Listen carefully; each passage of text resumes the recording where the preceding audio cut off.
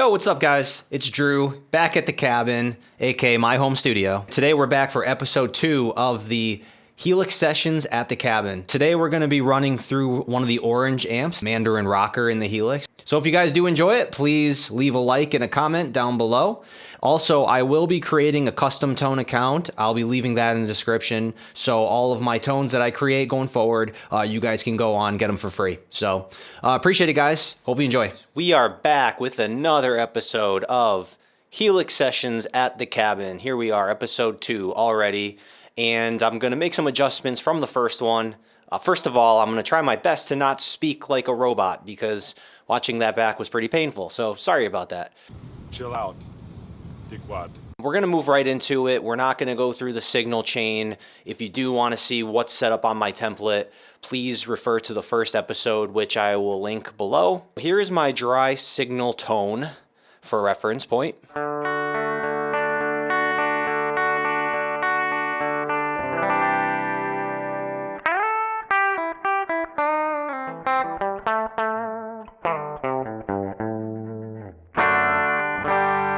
We're going to be going with an Orange amp today. So there's two different Orange types, the Mandarin 80 and the Mandarin Rocker. Sort of feeling like the Mandarin Rocker today. So we're going to go ahead and check that out. I already could tell that there's a lot of drive on this thing here.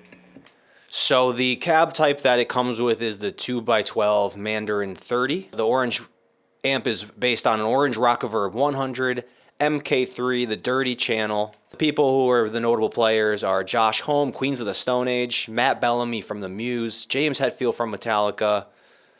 I mean, say no more, right? We're not recreating anyone's tone here today, but I want to try to build a tone, right, based on the Mandarin Rocker. So I'm going to go ahead, pull up the 2x12 Mandarin 30 cab on the second block because I just like having them be separated here. All right, there we go. So it comes with a 67 condenser, a Neumann 67 condenser, which I just used in the last video, so I'm probably going to go ahead and change that. But let's see. Ooh, I think I need some gate right off the bat. Let's bring some gate in. And what I do with my gate, I'll pull down the threshold until that sort of noise floor sound just goes away. I don't want to completely pull it out because you do lose some tone there. You got to play around with the decay, which I'm not really trying to do today. All right, let's see how that sounds as a default.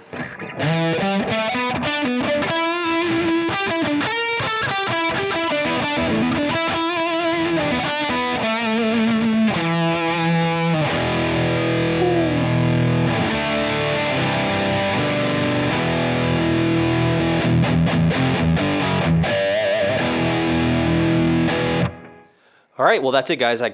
Thanks for watching the video. I can call it a day. That tone sounds awesome. Just kidding, of course, but man, that tone sounds awesome as a default.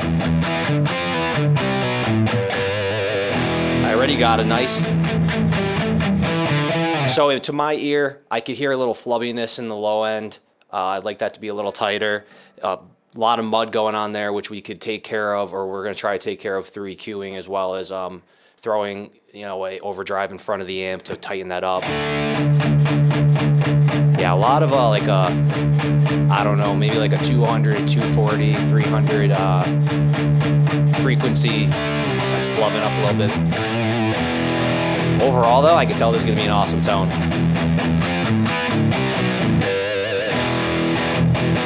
All right, cool. So we're gonna go ahead, do what we did last time. I'm gonna completely take the high cut off, which is gonna make this sound crazy. And shoot, all right, I don't know what I want for a mic on this build here. I mean, the 67 condenser is pretty nice. I want to pull up my Helix microphones. Here's the mic list. It's gonna kind of help me narrow this down a little bit. And I don't want to use a 57 here. Maybe I want to use a ribbon mic on these. The mics I usually use are usually the 160, the 121 I'll use quite often. Actually a Shure SM7? Why not, right? Shure SM7. So let's see, what's that called here? That's the 7 dynamic. Do I have a 7 dynamic? Here it is. Okay. All right, let's hear how that sounds.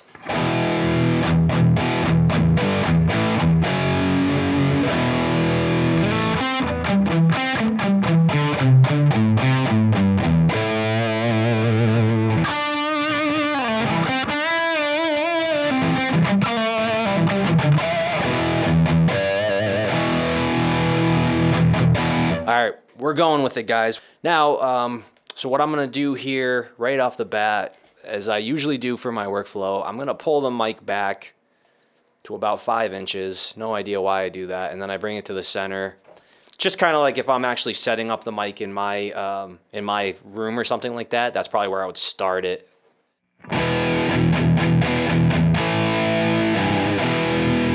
Let's actually bring that back to 6. Half a foot. Okay, and we're gonna go to the parametric EQ right next door to the cab, and we're gonna do the little trick that I do where I throw a loop on, and then I'm gonna roll all the way down on the high cut, and then start rolling it up. And I'm gonna take note of where the first time, what the first frequency is that it sounds okay to my ears, and that'll be my starting point. Then I'm gonna roll it all the way until it becomes too harsh, and then I'll have a narrow band that I can work with. So I have a loop already created this time, so I don't mess up like I did on the last video. So let's jump right into that loop. All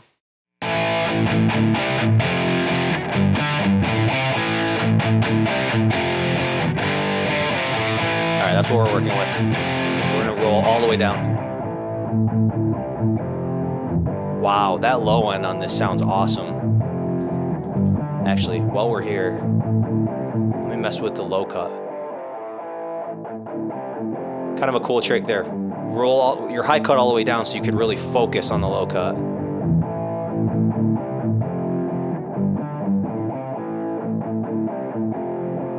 A lot of low end on this, actually. I think right around 140 is where it becomes a little tighter. 160 becomes tighter, and then anything above that you lose a lot of low end. So let me keep it. If I was in a mix, this would be a whole different conversation. I'm not. All right, I'm gonna keep this at 120. Let's roll that high cut on.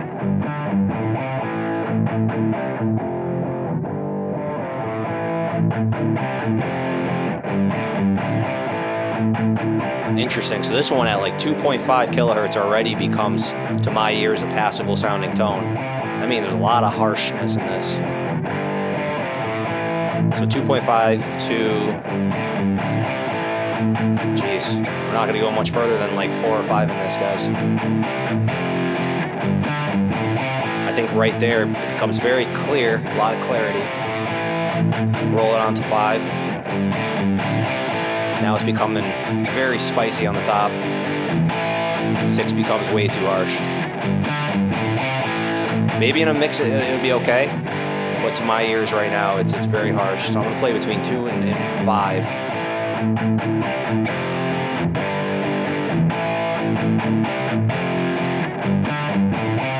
It's kind of usually right in the middle of those two, right?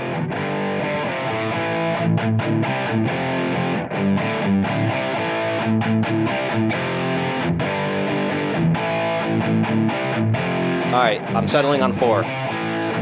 So now that we have that, I'm gonna mess around with the mic a little more here. I'm going to do the thing that I do, right? Which is, I'll keep it at 6 for now. I'm gonna pull the mic to the side of the speaker and see where the drastic changes occur. So from dead center, let's go to the cap. I said this in the last video, I feel like the cap edge is kind of always around where I end up. I'll usually hit the cap edge and then I'll go a little bit to the left or the right, depending on how the final sound is. But I'm kind of liking the cap edge. Now let's keep going a little bit.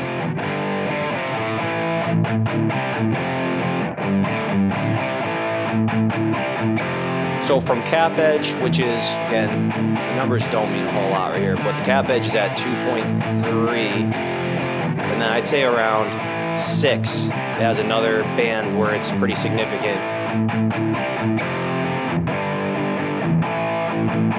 Beyond 6, you lose your clarity, and you add some more bass to it, which might be good actually, right? Depending on what you're going for. This might be the first situation with this mic. I've never used this mic before. This might be the first situation I really go far out. I mean, let me put it at the cap edge. Now I'm gonna mess around with moving the mic in and out. all the way forward. As expected, you're gonna have some more boominess. Around 4, you have some definitely higher frequencies pinching through there. 6, you have a lot of high frequency.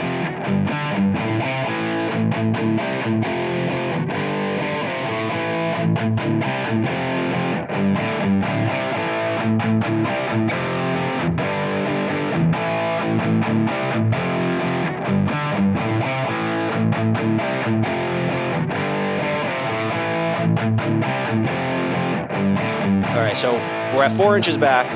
We're at cap edge. Do one more little adjustment and then we're moving on.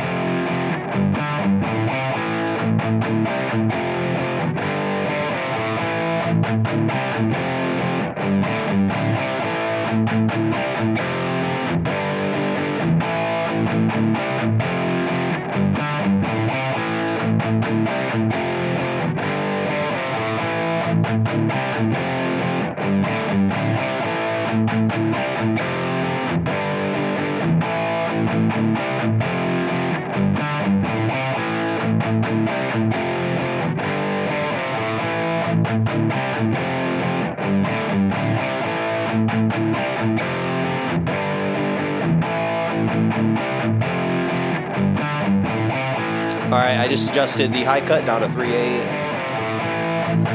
Made a quick adjustment to the dynamic 7, 2.7, which is a little beyond the cap edge. First, I've done that actually, so this mic, that speaks to this, how this mic reacts. And then the distance at 4.5 inches. So let's see what we got.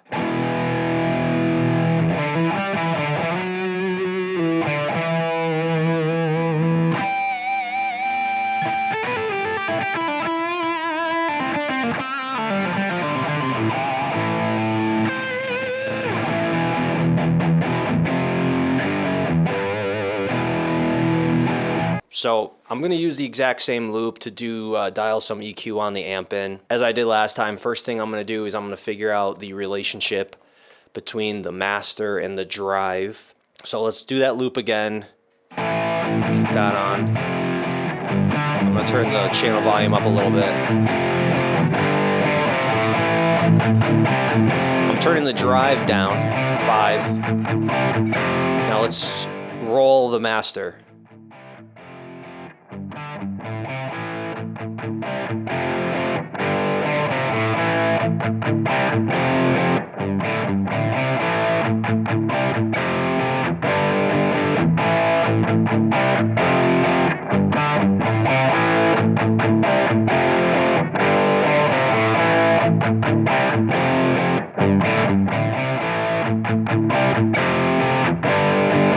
I always find that I end up leaving the master around 5.5 to like 6.5. It's like, for some reason, I feel like if I go higher than that with the master, in my experience, sometimes it becomes very flubby. So anyways, I'm gonna keep that at 6. Turn the volume down a little bit. Now I'm gonna do the same with the drive.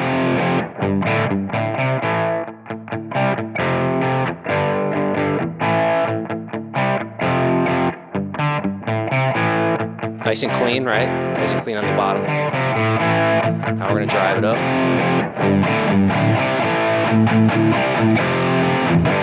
Nice saturation there.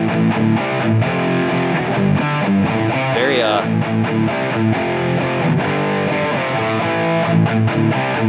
wow. This sounds pretty natural to my ears. Now it doesn't necessarily sound good or bad depending on how you look at it, but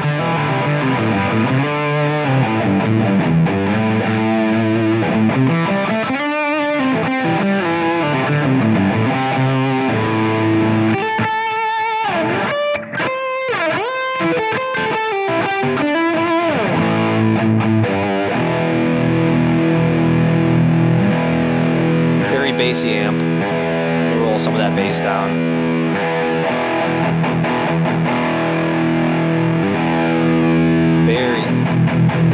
That bass has a lot of impact on the tone. I'm gonna roll it down. I'm gonna put it out like, let's go 2.5.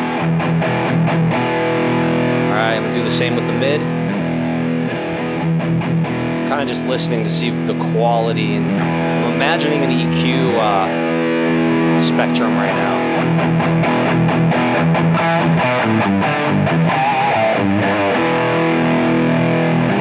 Yeah, so I'm just imagining, you know, if you boost it on an EQ, like a visual EQ, I'm imagining how big that knee would be, or how big that, you know, the impact is, wide that frequency curve is, and then where in the frequency chart it's lifting it. I'm not an expert, but I'm kind of picturing this to be around like, I don't know, maybe 750 to 1,000.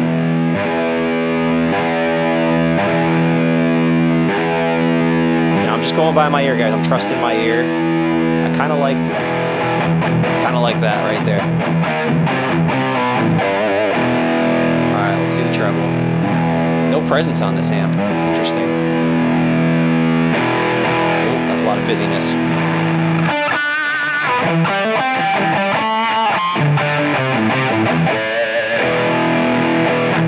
I really like this amp, guys.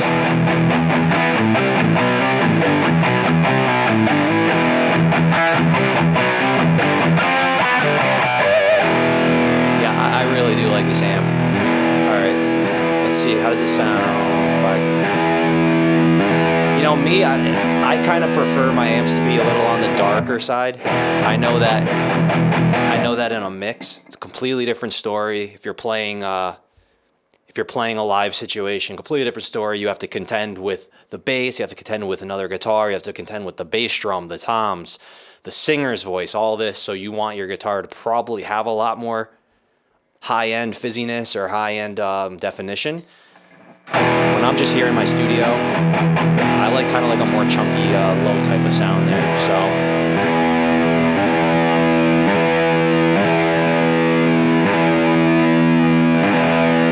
I actually rarely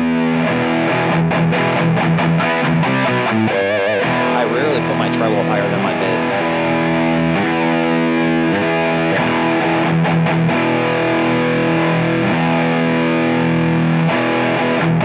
It's good to just try things out, right, guys? Try your mid lower than your treble.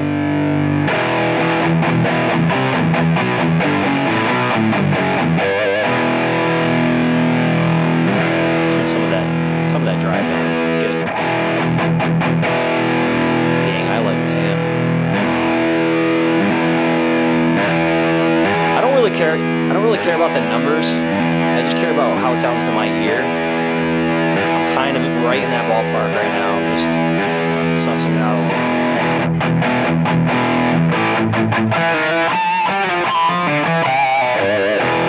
little. No copyright claims. All right, I'm going back to the loop for a second, guys.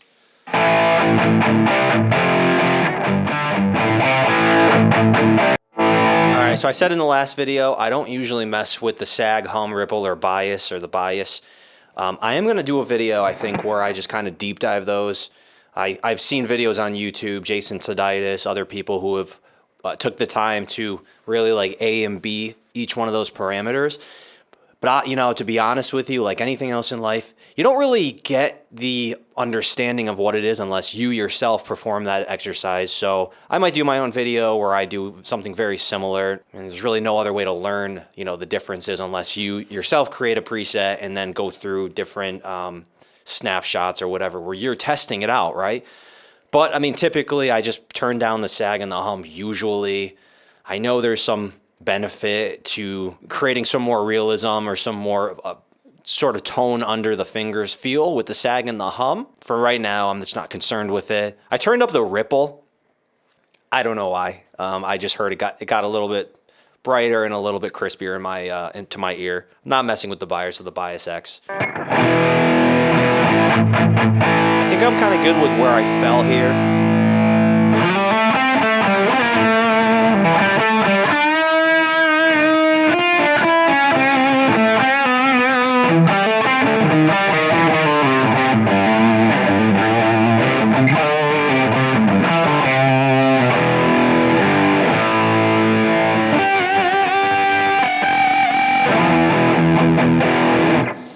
I'm good with how I fell on this right now. I'm going to go on to the next piece here, which is I'm going to add an overdrive to this.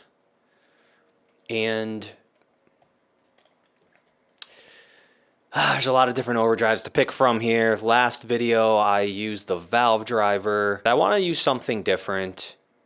All right, guys, so I'm going into the Helix models page under helixhelp.com/models. And I'm just going to kind of look through these and just see which one calls to me. You know, we obviously have the Minotaur, which is based on the Klon. That might be a good choice here. You know, sometimes I kind of just pretend, right? You go to Guitar Center and you're picking a rig or you're picking a pedal and you really have no idea how they sound. You just got to kind of pick one, right?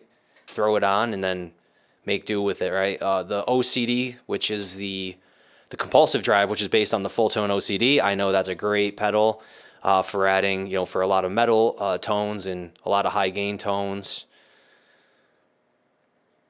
The valve driver based on the tube driver, which we used last week.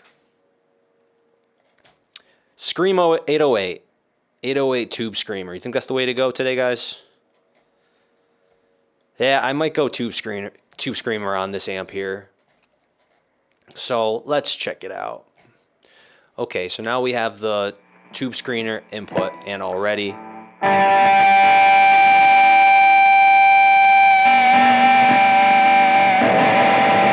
Wow.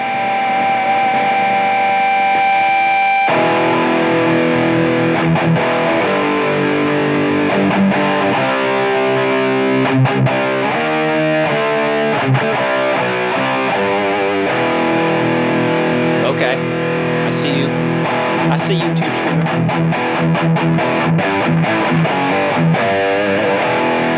Okay, wow, that's a lot. That's a lot of gain. That sounds awesome, though. What I'm going to do here is I'm going to turn down the drive on the amp, and because we're definitely pushing the amp harder, and we're going to push the amp harder, so we're going to turn that down. I went from 6.5, I think. Where was I? I got to pay attention to this stuff. I was at 6. I'm going to bring it down to 4, and I just brought it down so that the noise floor just went away. So I kind of just like evened out to where I was before with my current gate. All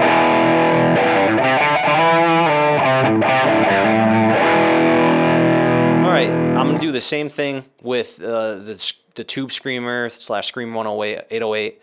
I'm going to do the same thing that I did with the parameters on the actual amp, where I want to see the relationship and how messing with the gain versus messing with the level, as well as the tone sound. So I'm going to keep the tone where it defaults to.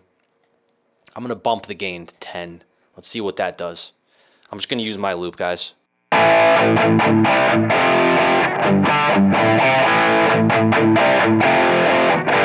down.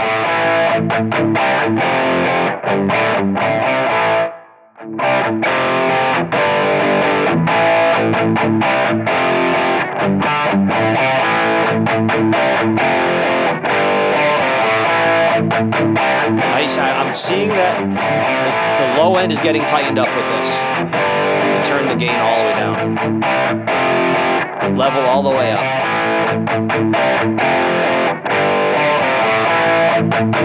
Turning the drive back up on the amp.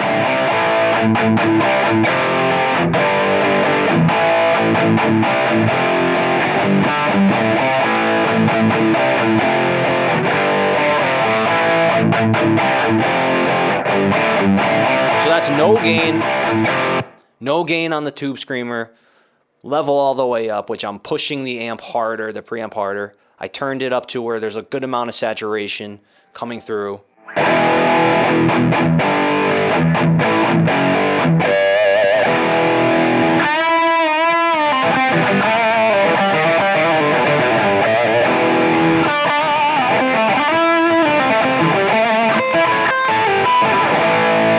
That sounds kind of good.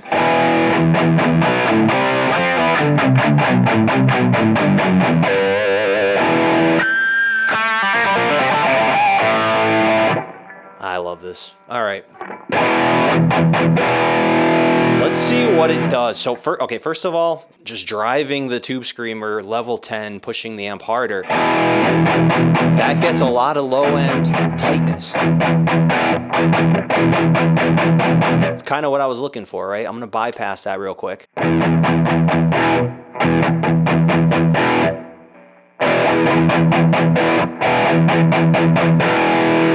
That is some good low-end tightness right there that I was kind of seeking, right? Let me mess with the tone. I'm going to turn the tone all the way down. See how this colors it if I go all the way up. So I could tell right there. Oh yeah, you can see that it raises the noise floor. I could tell that it's basically an EQ, and it's basically boosting a certain amount of decibels, a certain amount of dBs within a certain frequency band, and it sounds to me like it's on the higher side of the spectrum. So that would be a great option for maybe a solo, right?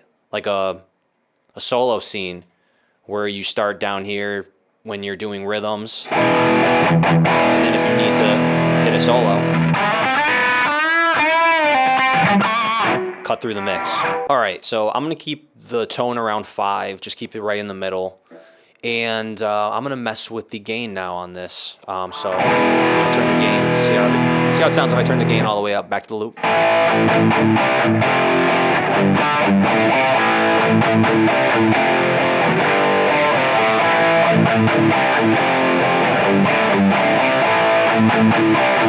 right, let me take the drive all the way down.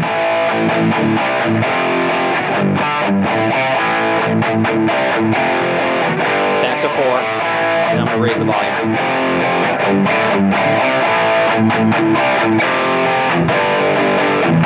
All right, so you see how there's a lot of different ways you can use this, right? And they all sound a little different. The gain on the Tube Screamer definitely colors the tone.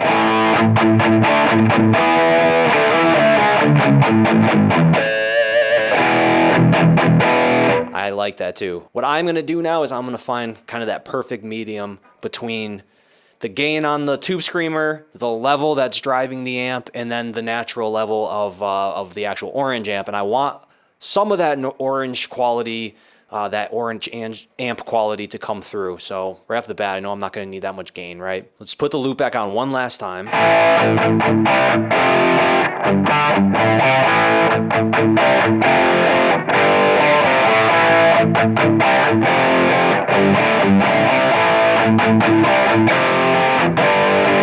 A few moments later.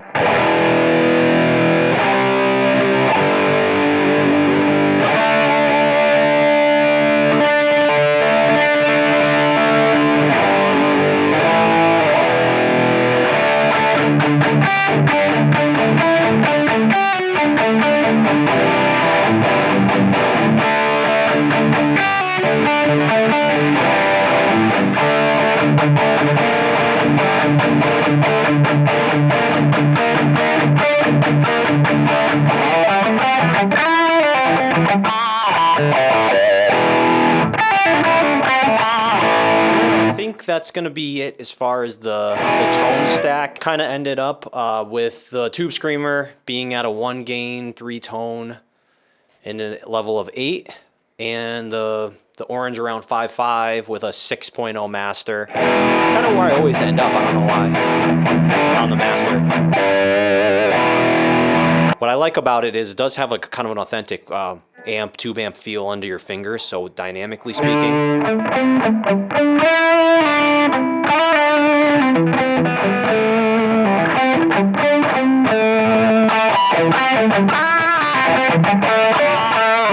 The more you dig in, you get some more, some of that crunchiness, right? Last thing I'm gonna do. Oh, I got it. You know what I gotta do? I gotta put my my delay in there. So I'm gonna do a whole other series on delays and mods and stuff like that. For right now, I'm gonna use a chorus echo delay. Let's put it at 450. Feedback 25. Bring the mix to about 30. Yeah, see how that sounds. Only got the same licks, guys.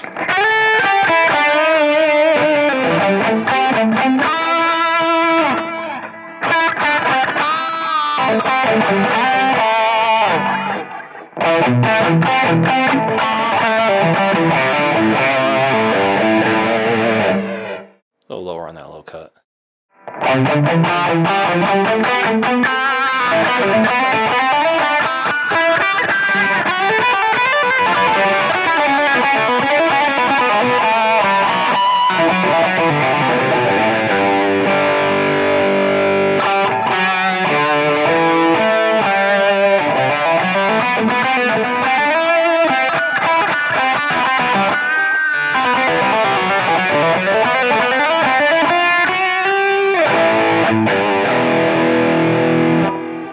Pretty cool. All right, what I'm gonna do here is one more pass at the loop, guys, and I'm just gonna mess around with the parametric EQ a little bit, see if I can dial this in. Gonna try to speed this up for you. All right, guys, so I think I'm all set now. So I made a couple fine tuning adjustments there. I kind of went through them quickly, but I went to the parametric EQ. I did the sweep test with the EQ frequencies. I carved out a little 230 hertz. About 2 dB gain reduction on the 230 hertz band, and carved out a little bit of mid gain around the 3.9 kilohertz. And I went back into the amp, boosted the drive to 5.7. Master I kept at 6. The EQ, it sounds good to my ears. I mean, as I play more and more on each preset, I always wind up coming back and tweaking it anyways. I think it sounds pretty good. Next important thing is the tube screamer I got on gain 1, level 8.3 and tone 3. And here's what the final result sounds like.